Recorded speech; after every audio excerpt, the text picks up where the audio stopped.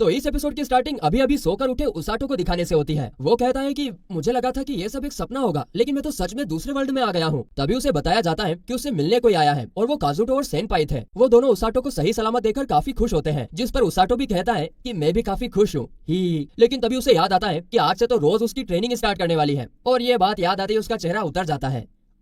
लेकिन फिर भी वो कहता है कि मैं कुछ तो अच्छा काम करना चाहता हूँ, किसी के काम आना चाहता हूँ। जिसे सुनकर ये दोनों भी कहते हैं कि हाँ, आज से हमारी भी ट्रेनिंग स्टार्ट होने वाली है। और तभी काजुटो उसाटो को थैंक्स कहता है, क्योंकि उसी की वजह से उसने भी आज अपना मन बना लिया है कि वो यहाँ पर रहकर कड़ी मेहनत करेगा, जिस पर सेनपाई भी एग्री करती है। और इसके बाद वो दोनों वापस लौट जाते हैं। तो वहीं उन लोगों को जाते हुए देखकर उसाटो कहता है कि मुझे उतना स्ट्रॉन्ग होना है कि मैं उन लोगों को सपोर्ट कर सकूं। तभी पीछे से रोज आती है, जिसे देखकर उसाटो डर के मारे झुकते हुए उसे थैंक्स कहता है, उसे उसके दोस्तों के साथ मिलने देने के लिए। जिस पर रोज कहती है कि ये कोई जेल थोड़ी ना है, तुम अपने दोस्तों के साथ मिल सकते हो, लेकिन जब तुम ट्रेनिंग ना कर रहे हो तब। साथ ही में रोज यहाँ पर उसाटो को एक डायरी भी देती है, जिसमें वो अपनी डेली एक्टिविटीज को लिख सकता है, जो कि आगे चलकर उसकी काफी काम आएगी। इसके बाद हमें ट्रेनिंग का फर्स्ट डे दिखाया जाता है, जहाँ पर उसाटो मेडिटेशन कर रहा था।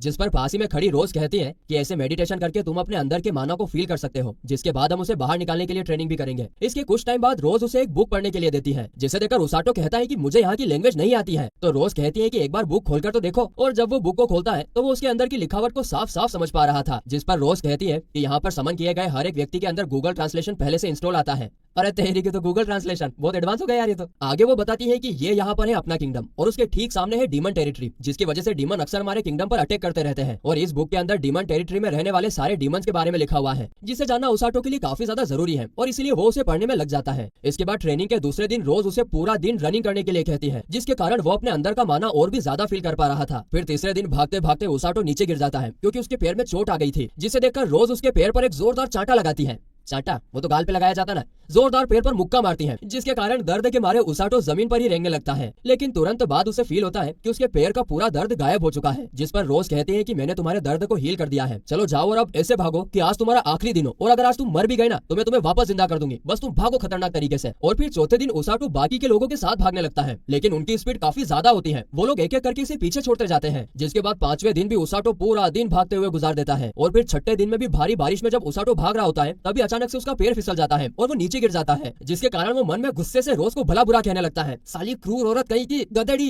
क्योंकि वो मुंह पर तो कुछ कह नहीं सकता था। मगर तभी उसके हाथ में से हीलिंग मैजिक की ग्रीन लाइट बाहर निकलने लगती है, जिसके कारण तो वो काफी खुश हो जाता है। इसके बाद सातवें दिन हम देखते हैं कि रोज उसाटो को काफी जोरदार लात मारती है, क्योंकि वो एक बार फिर भागते भागते नीचे गिर गया था। आगे रोज कहती है कि मैं तुम्हारी ट्रेनिंग की डिफिकल्टी लेवल्स बढ़ा रही हूँ, और इतना कहती वो उसाटो को उठाकर आसमान की तरफ जोर से फेंक देती है। इसके बाद आठवें और नौवें दिन रोज एक बार फिर उसे लात मारकर नीचे गिरा देती है, जिसके कारण उसके बम में काफी ज्यादा दर्द होने लगता है। हाय राम, ये औरत कितनी क्रूर है। लेकिन अगले ही पल उसकी हीलिंग मैजिक एक्टिवेट होती है और उसकी पूरी बॉडी का दर्द चुटकी बजाते ही गायब हो जाता है। और ये देखकर उसे समझ आता है कि उसे हीलिंग मैजिक की कितनी ज्यादा जरूरत है, और इसीलिए वो तुरंत भागना शुरू कर देता है। आगे 10वें दिन उसाटो हमें बताता है कि अब वो अपनी इच्छा अनुसार हीलिंग मैजिक का यूज कर सकता है, लेकिन वो पूरा दिन खाली भागता ही रहता है, और ऐसे में वो कैसे काजुटो और सेनपाई की मदद कर पाएगा। इसके बाद 11वें दिन हम उसाटो को पुशअप्स लगाते हुए देखते हैं, और इस दौरान थकने पर वो अपनी हीलिंग मैजिक का यूज करता है, जिसे देखकर रोज उसे बताती है कि मैं तुम्हारी बॉडी को इतनी कड़ी ट्रेनिंग इसलिए दे रही हूँ ताकि तुम दुश्मनों से बचकर भाग सको, और साथ ही में अपने जख्मी साथियों के पास पहुंचकर उन्हें हील कर सको। इसीलिए तुम जितना ज्यादा तेज भागोगे उतने ही ज्यादा लोगों को बचा पाओगे। अब ये सुनकर तो उसके अंदर पूरा मोटिवेशन भर जाता है, या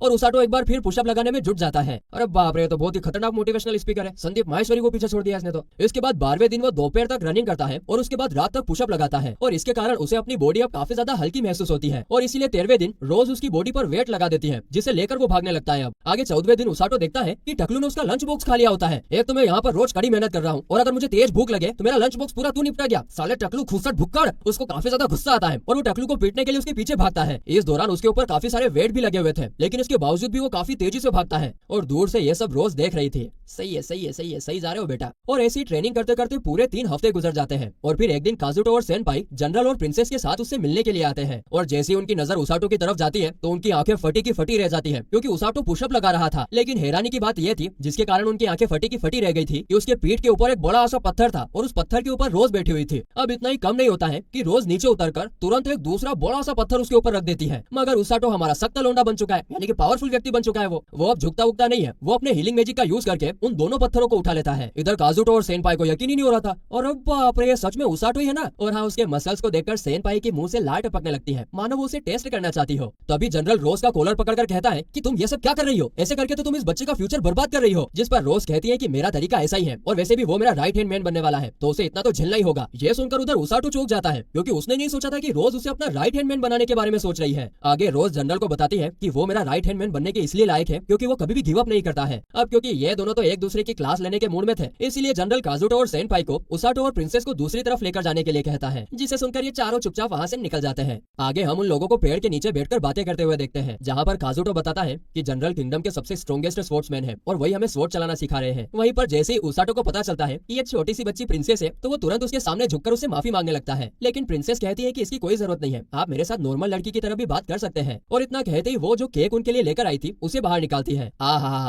जिसे खाकर तो उसाटो को वो काफी ज्यादा डिलीशियस लगता है। तभी काजुटो उससे पूछता है कि क्या तुम डेली इतनी टफ ट्रेनिंग करते हो, जिस पर उसाटो हाँ में जवाब देता है। तो वही पूछने पर काजुटो कहता है कि हम दोनों भी काफी मेहनत से ट्रेनिंग कर रहे हैं, लेकिन तुम्हारी जितनी खतरनाक नहीं। तभी अचानक से सेनपाई उसाटो की टी शर्ट ऊपर करके उसके सिक्स पैक्स देखने लगती है, और उसे वो काफी ज्यादा अट्रैक्टिव भी लगते हैं। यार मेरे को भी अब एक्सरसाइज शुरू करनी पड़ेगी, सिक्स पैक बनाने पड़ेंगे, तभी तो लड़की अट्रैक्ट होगी यार, बाकी क्या होगा। अब उसके सिक्स पैक देखकर तो वो उसे टच करने के बारे में सोचती है, और अब बाप रे, देख लो क्या हो रहा है। अब ये सब देखकर तो इधर प्रिंसेस ने अपना चेहरा शर्म के मारे छुपा लिया होता है। तभी काजुटो उसाटो से पूछता है कि ये ट्रेनिंग कुछ ज्यादा ही खतरनाक नहीं है तुम्हारे लिए, जिस पर उसाटो कहता है खतरनाक नहीं, पहले तो मैं यहाँ से भागना चाहता था, लेकिन अब ट्रेनिंग करने में मुझे भी काफी ज्यादा मजा आ रहा है। जिसे सुनकर सेनपाई उसाटो से कहती है कि उसाटो तुम काफी कमाल हो, आखिरकार तुम्हें अपनी जगह मिल ही गई। जिस पर उसाटो अपने हीलिंग मैजिक का नमूना दिखाते हुए कहता है कि मैं ना इतना स्ट्रॉन्ग होना चाहता हूँ कि जिस दिन तुम लोग हीरोज के तौर पर बैटल फील्ड में लड़ने के लिए जाओ ना, तब मैं थोड़ी सी सही लेकिन तुम लोगों की मदद कर पाऊँ। जिसे सुनकर इन दोनों को ये बात काफी अच्छी लगती है। अब इसी बात को लेकर ये लोग हंसी मजाक कर ही रहे थे कि तभी टकलू आकर उसाटो से कहता है कि देखो मैं तुम्हारे लिए लंच बॉक्स लेकर आया हूँ। जिसे सुनकर उसाटो गुस्से से कहता है कि तुम्हें क्या लगता है मेरा ही लंच बॉक्स मुझे लाकर देने में तुमने कोई एहसान किया है। दरअसल वो ऐसा इसलिए कह रहा था क्योंकि पिछली बार की बात वो भूला नहीं था जब टकलू ने उसका लंच बॉक्स खा लिया था। जिस पर टकलू कहता है कि पिछली बात को भूल जाओ, आखिरकार हो तो तुम एक बच्चे ही। जिसे सुनकर उसाटो भागते हुए जाकर उससे लड़ने लगता है, जिसे देखकर इस तरफ काजुटो कहता है कि लगता है कि यह सब उसाटो के डेली लाइफ का एक हिस्सा है, और इसलिए अब वो भी सेनपाई के साथ मिलकर और भी ज्यादा ट्रेनिंग करने का डिसाइड करता है। इसके बाद ये सीन यहीं पर कट होता है और हम रात में उसाटो को आउटडोर में हॉट बात लेते हुए देखते हैं। क्या मजा आ रहा होगा ना उसको। और इस दौरान उसे सेनपाई की बात याद आती है कि उसकी बॉडी सच में काफी ज्यादा चेंज हो गई है डेली पुशअप्स और रनिंग करके। साथ ही में उसे रोज की वो बात भी याद आती है कि जितना वो फास्ट भागेगा उतने ही लोगों की मदद कर पाएगा, और इसीलिए वो तो और कड़ी ट्रेनिंग करने का डिसाइड करता है।